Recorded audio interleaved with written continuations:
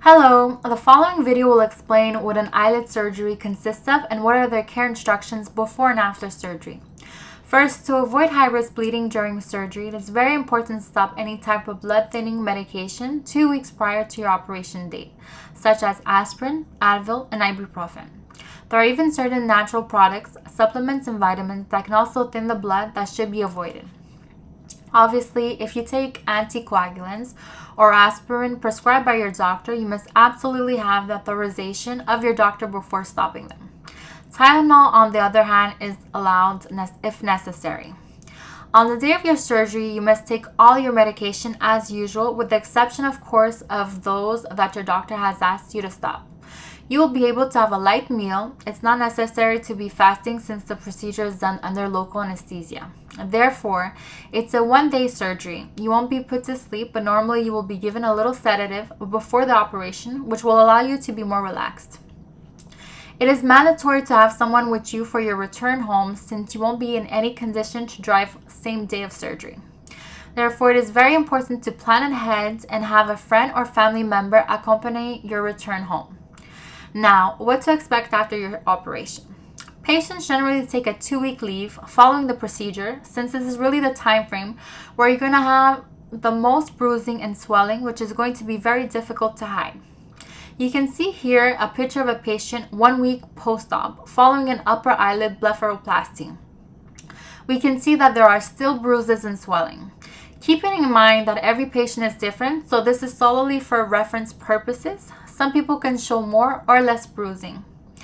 For the first 48 hours, you will be asked to do cold compresses every hour to help control the swelling.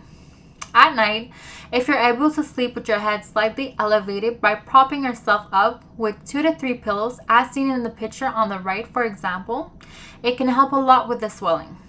After the first 48 hours, you'll be able to completely stop the cold compresses, but then start hot, lukewarm compresses every 2 to 3 hours instead. For the 2 weeks following the operation, we ask that you avoid any intense physical effort, sports, bending over, or lifting any heavy weights in order to minimize swelling, but also to speed up the recovery process. It is very important not to clean the eyelids or put any makeup during this period. Firstly, to avoid infection since the wounds are still fresh. Secondly, as the wounds are also still very fragile, if not careful, it can dangerously reopen by any forceful movement.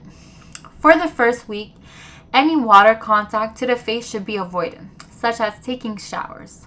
So ideally, taking a bath is recommended. Sometimes the doctor will prescribe an ointment to put on the wounds or in the eyes to prevent infection, or simply to moisturize the eyes, which sometimes can be a little drier at first. It's normal with swelling, but some patients may notice that the vision is a little blurrier for the first week, mainly due to the ointment that ends up in the eyes. Normally, after 2 weeks, if all goes well, you should be able to resume to your normal activities such as going to work, facial cleansing, and wearing makeup.